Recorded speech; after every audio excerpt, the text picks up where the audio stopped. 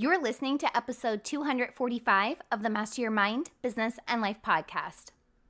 Today's guest not only brings the energy, but he brings the wisdom. After almost becoming paralyzed during a football injury in the National Football League, Keyen Lage was able to start his new journey by looking at life from a completely new perspective. He dove headfirst into understanding what it actually means to live a life of fulfillment while achieving success along the way.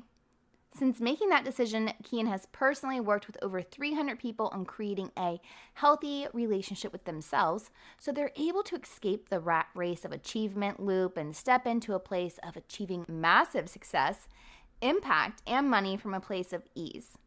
He helps entrepreneurs and business owners regain a deeper connection with themselves to find more fulfillment in their lives.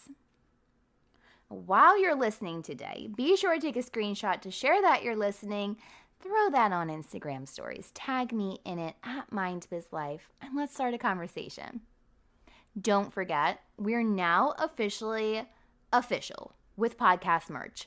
That's right, you can rep your favorite podcast with our signature t-shirts, long sleeve tees, hoodies, and mugs by visiting the shop section of mindbizlife.com.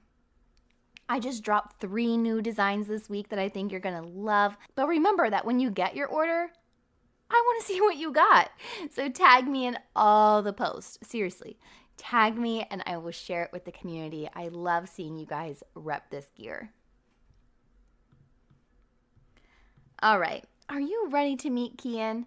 You know what to do. Tune in, turn it up, let's go. You're listening to Master Your Mind, Business and Life. Conversations with everyday world shifters, truth seekers, and rule breakers. Here's your host, Lauren Smith.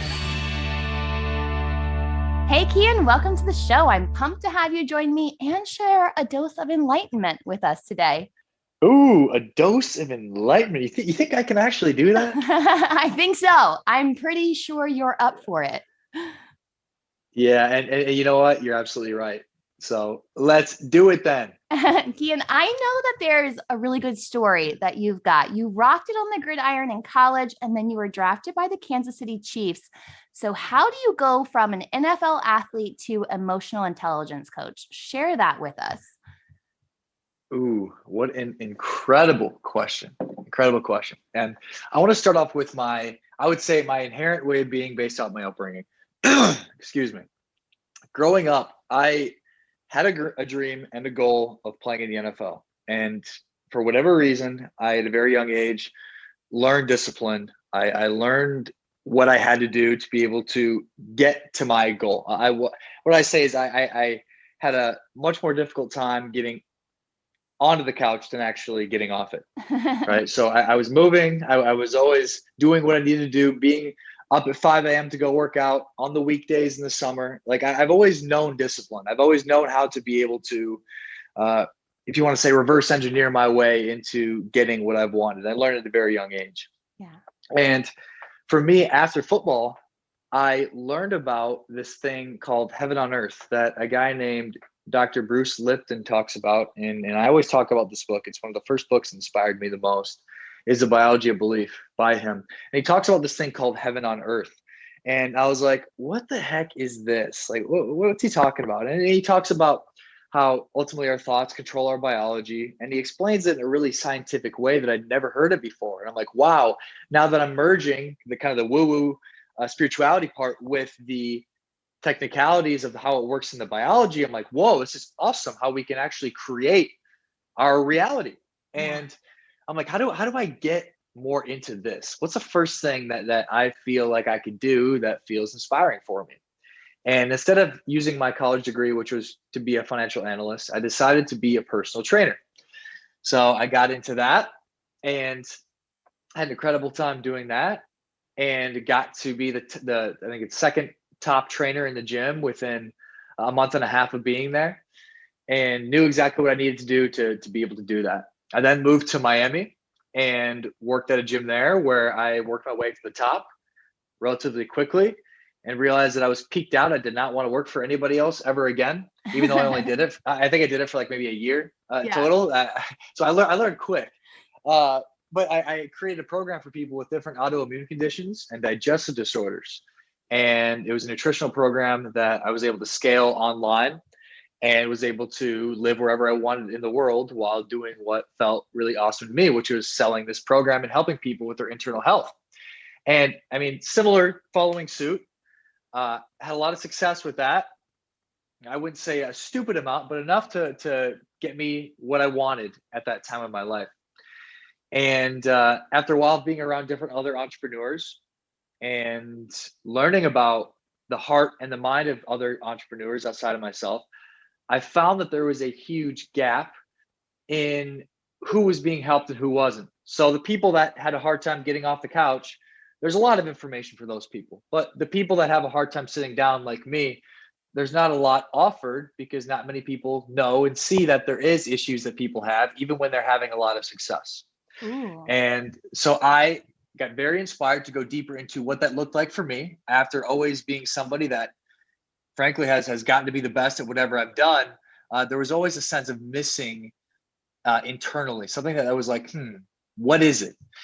And so that's when I started to dive deeper into why I was experiencing some of this lack, even though I wasn't actually experiencing lack in my external reality, and got deeper into that and found that I was able to help myself be able to find more joy and fulfillment and putting way less effort into making more money.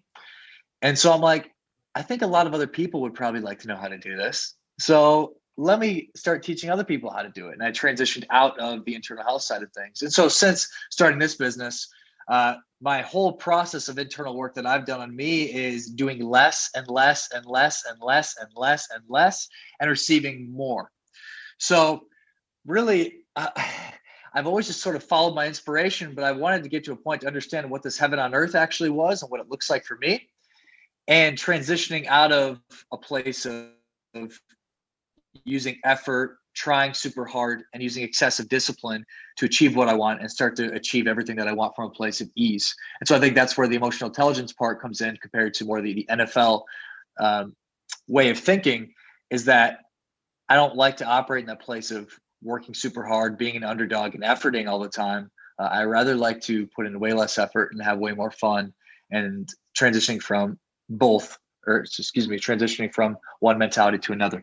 I think that's a mentality that so many people want to have, right? Like, I want to do less and be abundant and have more, but it's the how. How do you do it? So what do you think those first couple steps are for people?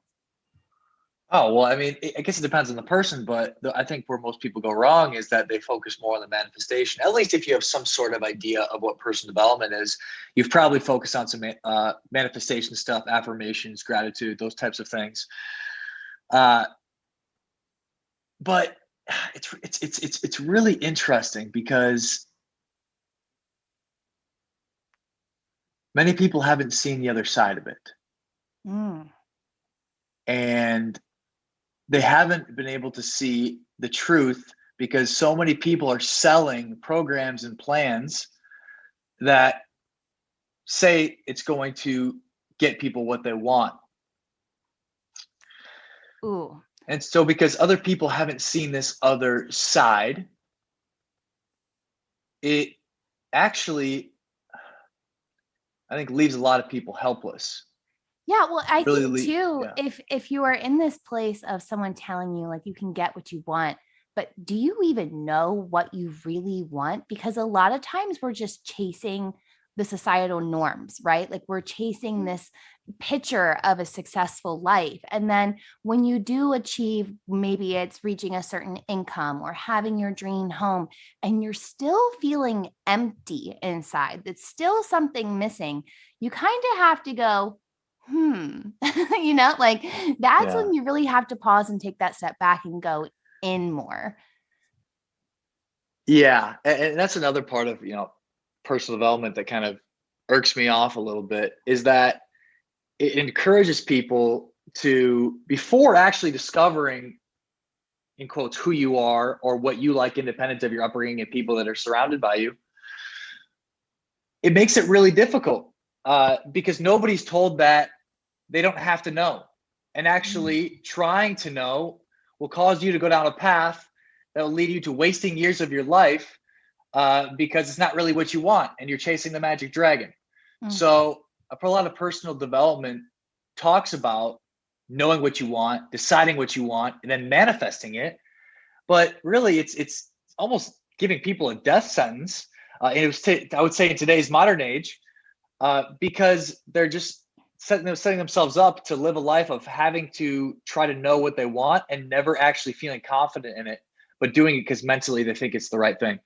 Ooh, so what do you think a better way is of really determining what you want? You let go of the need to have to know. Ooh. That is single-handedly what it is. That's it. I say fuck purpose. Like a lot of people talk about like purpose. They talk about knowing like the path. And I don't like, I suppose there could, and this is what I believe. I believe life is not meant to be used to use purpose, our path, to justify our existence. And I think when we consciously try to get those things, I should say, I know that when we consciously try to get those things, it becomes more about getting it than actually being the thing that is right for us. And so I like to live my life from a place of inspiration where I'm not attached to any kind of purpose. I'm not attached to a future promise. I'm following my inspiration, and through my inspiration emerges consistent action. And through consistent action, I guess you could say, some might call my purpose, right? But I think the desire and the pressure to figure purpose out, or what our path is actually perpetuating unhappiness. Oh, I like that you kind of bring that up, because I was watching it was some show with Jerry Seinfeld, like Coffee and Cars or something like that. It's like one of his new shows. And someone asked him the other day, like, Jerry, like, what is happiness? And he's like, no one's really happy. Like, why are people chasing this happiness thing? He's like, if you let go of the idea of happiness, you'll be happy. And I was like, that's an interesting concept there, Jerry Seinfeld. Like so many times we're just stuck on the idea of being happy that sometimes we're not even mindful or conscious in the moment that we're perpetuating this own cycle of unhappiness. No, absolutely. And that's where, I would take it maybe a step further with, letting go of the happiness, I would absolutely say can lead to more happiness. But I would actually say that it's not necessarily about letting go of happiness that is the proper course of action for anybody that would actually like to be happy. I would actually say it's making love to our unhappiness in regard to finding so much enjoyment in the process of feeling what it feels like to not have desirable feelings, that your capacity to experience happiness, and the percentage wise, I guess you can say, is substantially higher, because the range of what you're not happy with is a lot lower because you're falling in love with the lower parts of the unhappy. Does that make sense? Yeah. Yeah. And like you said, if you're walking in this inspired life and you're doing what's inspired, it sounds like when you are in this mode, it's also a lot of surrender. Like you're surrendering the how, the what, like you're literally just in a flow. But so often in life, we find ourselves in moments where when something happens, we're triggered. And instead of responding, we react. So how do we really get to that place of not being controlled by our emotions? By first being able to actually listen to them. Ooh. That's it. It's like, how can you like if you don't know how something works, you're forever going to be controlled by it. Right? Yeah. Like that's just how it is. But if you can understand what's happening and what's going on, I would actually say that's a great metaphor for the state of our world. Is so many people just simply don't know what's going on behind the scenes. So they don't ever actually feel like they should or need to step into their dreams.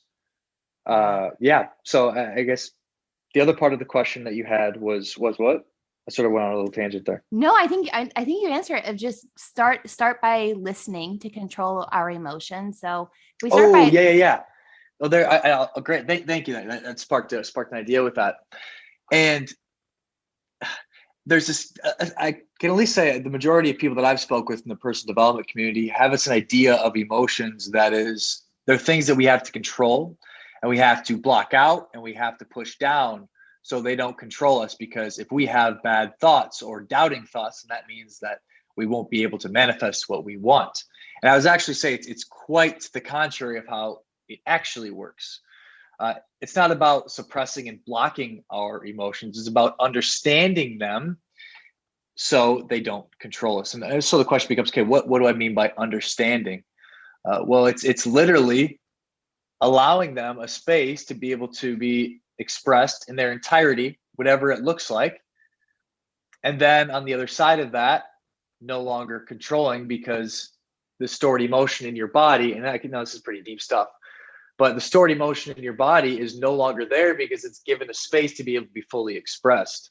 And many people, if they're listening to this, they probably understand how emotions work, where, right, why are emotions there? Well, they're just things to help to protect us based off of our programming that we've had through life events earlier in our life. That's what emotions are. So if we can go in and we can experience some of the deep-rooted pains from past events that our emotions stemmed from, then the beautiful part is that we can resolve that emotion that was trapped in our body from however long of experience ago. And it no longer has a strong grip over you. So the way I describe it, it's like a slingshot. You go deep, deep down. At least this is what I do with my clients. We go deep, deep down into maybe the undesirable, unpleasant emotions, and really just the truth of how they're actually feeling about something.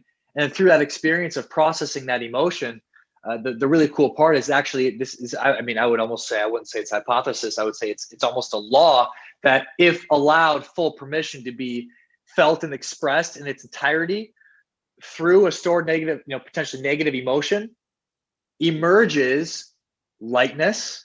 Like people literally feel it in their bodies. I feel it in my body when I'm doing this. Yeah. Lightness, weight's been lifted off, like clarity, confidence, certainty. Those are all big words that come to me that do happen as a byproduct of going down, down, down, down, down, down, down. Yeah. And coming back up. I love the slingshot analogy because that's so true. And I think if anyone has done this deep inner work, you sometimes the subconscious mind is wild. Like it's so like you aren't even conscious of what you're holding on from, especially I think when it comes to childhood programming. So how do you think we break free of any chains that may be limiting or hindering us, especially when they're so deep rooted as in our childhood? Well, I would say first thing you do is you hire a coach. And if you don't want to hire a coach, you can go mess around with some psychedelics.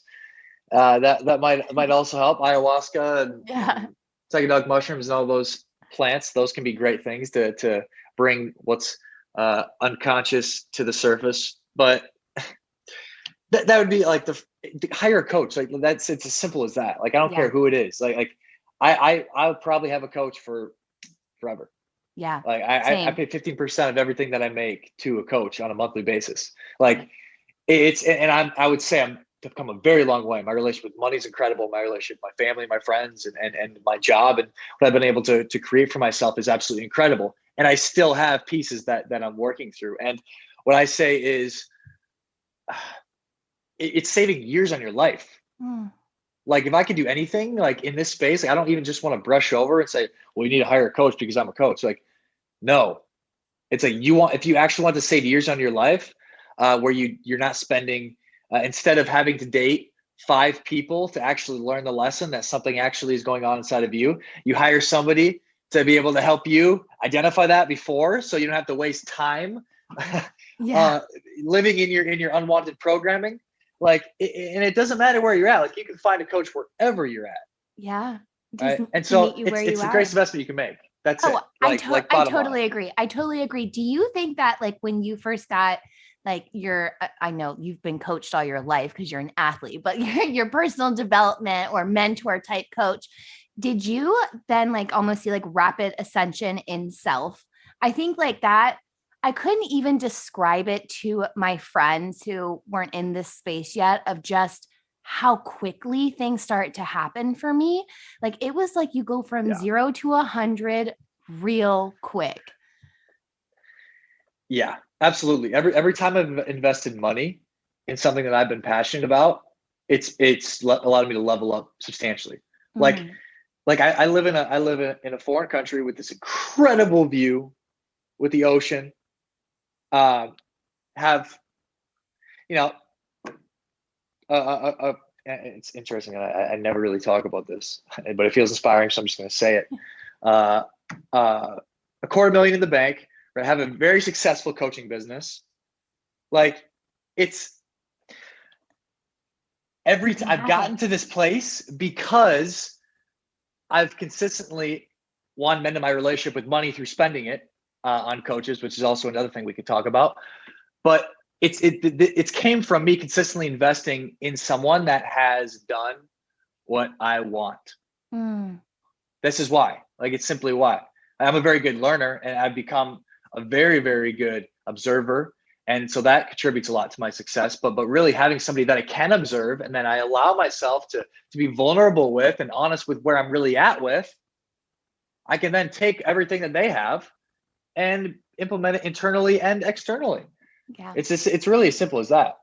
I like that you touched on the vulnerability piece because I think sometimes that can actually be this big missing step that people aren't getting from a coach.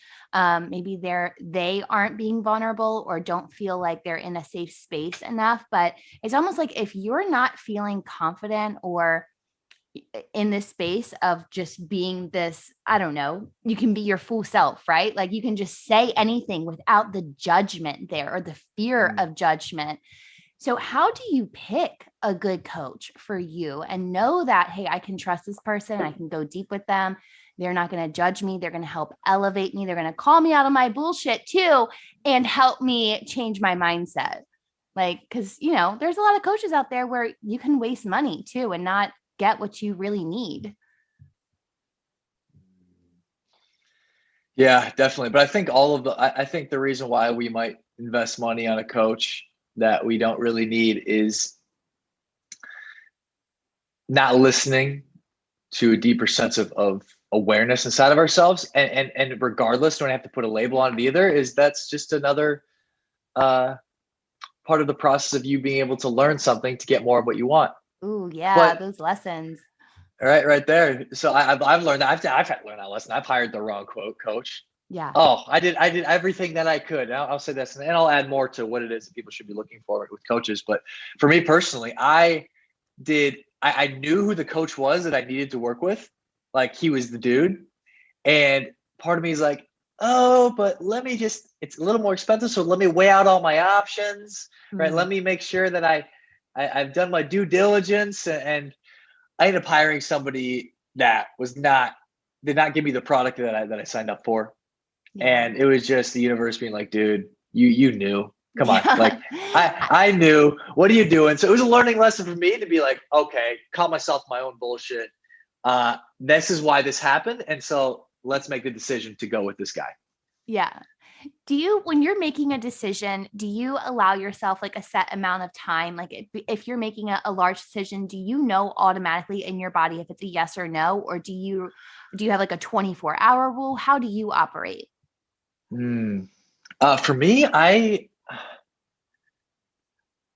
like to just, like, I'll even do this in the middle of a coaching call when I'm with somebody. I just stop conversation.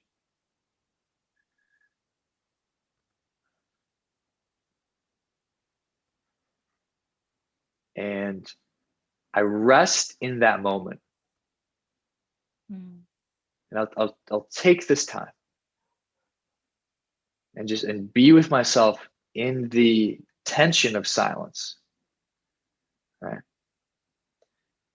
And that's one thing that's very difficult for many, many people to do, is to be able to sit in the tension of the loudness of moments of silence. Ooh, that is Right? so The hard. loudness right there, loudness, moments of silence. It is the loudest. in our most silent moments, at least for most people. I wouldn't say it is for me. Like I got a great relationship with myself. Yeah, me too. I could chill in my silence all day. Yeah, there it is, right? Yeah. But many people don't, they can't.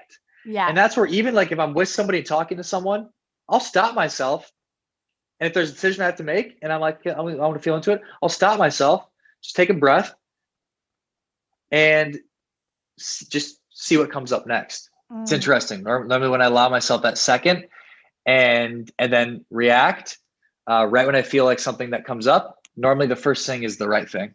But I think the problems when we run into issues when the second voice comes in of mom, the third voice that comes in of dad, and the fourth voice that comes in of friend, and the fifth of society.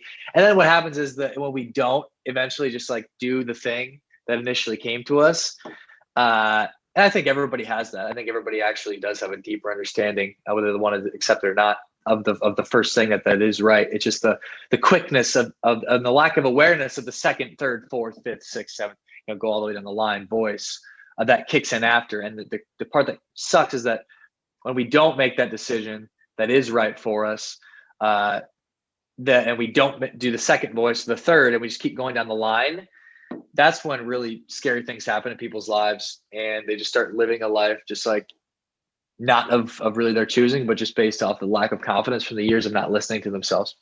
So that's another interesting topic. But being able to sit in the tension of silence, even in the context of like talking to someone, like I'll literally for 30 seconds at the beginning of one of my coaching calls, I'll just stare at somebody. It's insane. So what I would say is the power of being able to fall in love with silence, right? Can you sit with yourself and enjoy yourself? If not, then you probably should sit with yourself a little more, so you can actually have the dialogue and the emotional expression to be able to begin to develop that relationship. When you are doing this silence at the beginning of your calls, and if you're with like a new coaching client, are they like, Keyen, what are you doing? Like, are they like looking at you like, and you can just automatically tell like, you need more silence in your life? Like, does that happen often where you can just tell maybe they're uncomfortable?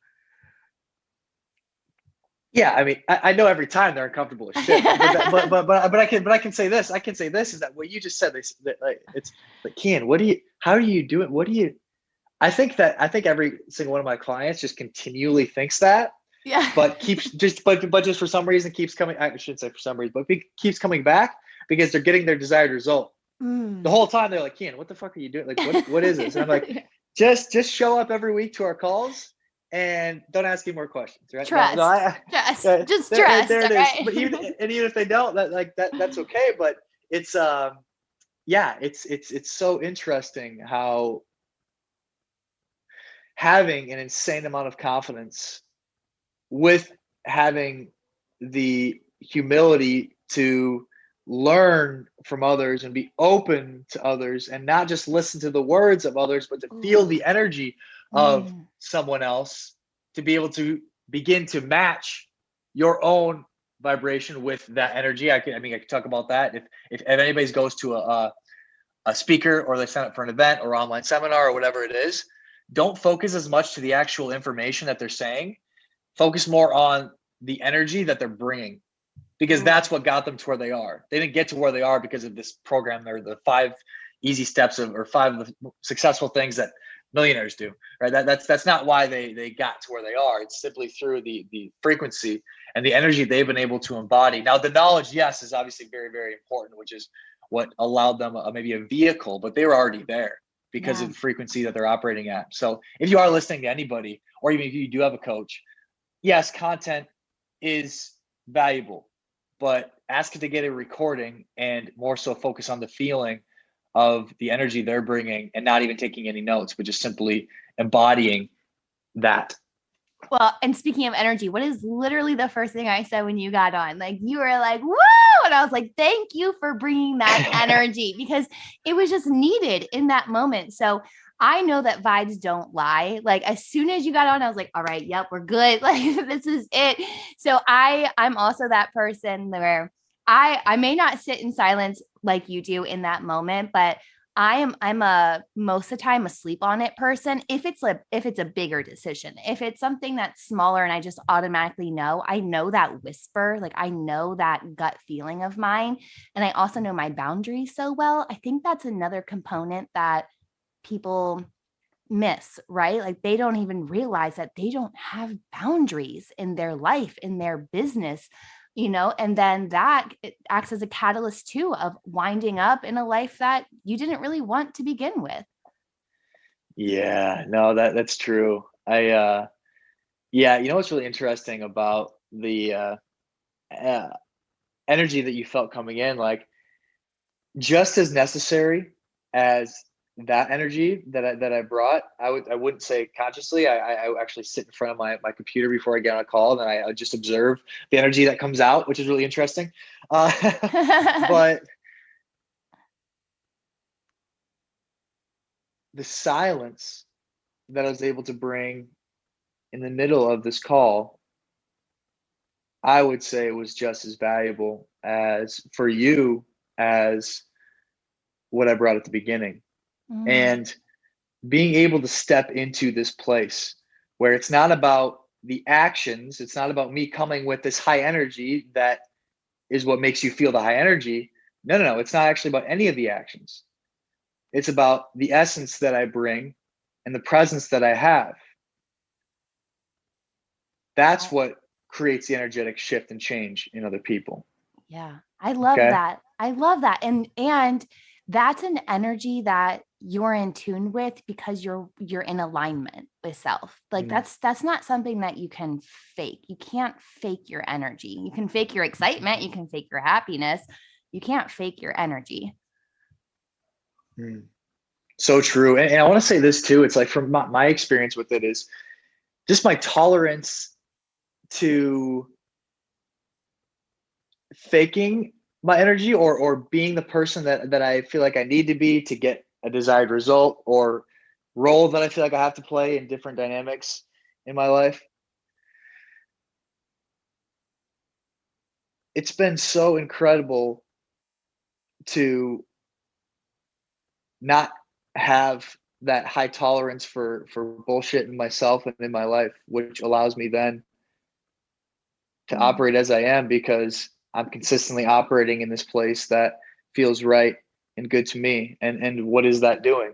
Well, when I operate in this place that feels good and right to me, I'm telling myself unconsciously that I matter, right? And what is the base of confidence? Well, the base of confidence is the understanding that we matter. Well, how are you supposed to have confidence if you never actually listen to yourself and your own desires for what you want? Well, you really can't. And so that's why a lot of people that are people pleasers, which I would say I am a recovering people pleaser, same. have a difficult time having it, right? That they can have an internal level of confidence, but externally, it's not really there. And one of the biggest things a lot of coaches have to work through is deep levels of worthiness because we develop a lot of our skills through deep empathy. And our deep empathy comes from potential trauma that we had where we weren't listening to ourselves. So it was based off of our best interests at a younger age that if we did neglect our own emotional state, then we would receive love. Yeah. Okay. Mm, But being able to not have a tolerance to please other people gave me the ability to operate in a place of alignment, which gave my body the ability to recognize and see that I matter because I'm acting in a place of what I want, which allows me to gain more confidence. ooh. I love how it's the cycle of it all. You can't do one without having the other. It's like that whole ripple effect. Like you start making better choices that are in alignment with self and you can see the change in your life happening and then you can feel it Mm, in your body, like it's mm, it's not just a one thing. And that's why this show is about life mastery, like spiritual, emotional, mental, physical. Like that's what we want, and I think that is only achieved when you are in that place of alignment. Like we have to get mm, there, and when you're there, you know it, you feel it. Like you can look back and mm, you're like, whoa, I have come a long way. And then like you're just in this like whole mode of gratitude from where you've been mm. to where you are. Oh, yes. It is. It's so cool to see with looking in the rear view, just how life can play out when we learn to tap in and listen to our deeper sense of self. It's I can tell you this, my life has turned out way, way, way better than if I would have otherwise tried to reverse engineer this entire thing. Yeah. The experiences that I've had and the shit that I got into and the crazy, wild, fun, sad, painful experiences that I've had through giving myself permission to fall in love with the impermanence of everything has allowed for a very cool story to unfold. And I'm only 27, and I look back at the last 4 years of my life, and I'm like, holy crap, I could not have wrote that thing up. Yeah. Whoa. Like, right. Yeah. It's because I gave myself permission, and still consistently give myself permission, to not have it figured out. Right. I don't have to figure anything out. I don't have to have my purpose. I can just know what feels right and good to me in the next moment, and I can trust, right, that it's going to bring me everything that I want. Ooh, I feel like this is just like so perfect in what everyone wants in their life. And I know you have so much more to share, and I know we're getting a little short on time. So tell our audience where they can go to connect with you further. You can go to my website, keyenlage.com, which I'm sure you will put the spelling to that in the show notes. I will indeed. And you can also check me out on Instagram, Keyen.Lage. Perfect. Keyen, I love and respect the work that you're doing. Thank you so much for joining me today and sharing your light. Yeah, absolutely, Lauren. Thank you for creating the platform for this to happen. Keyen and I spoke at length after our call when I told him that I could have kept talking, and he asked why we didn't. The main reason was because I wanted to be respectful of his time, as we only carve out 30 minutes in the schedule, but also my kids were about to come barreling in the door, and well, if you're a parent, you know that just gets super loud. But when I asked Keyen if he'd be down to come back for a part 2, he tuned in, got silent, and said, "When I'm your coach, I'll come back for part 2. And damn if that didn't set the tone. I've linked Keyen's website and social channels in this week's episode notes, found on mindsbizlife.com. Don't forget to let me know what resonated with you on today's episode. Share that feedback with me on Instagram, Twitter, or Facebook, all at mindsbizlife. And hey, don't forget about those 5-star rating and reviews on Apple Podcasts or wherever it is that you tune in and turn it up. I'm back on Friday for another episode of Fuel Your Life Friday. But until then, remember, every level of life is an opportunity to grow. Be well, my friend.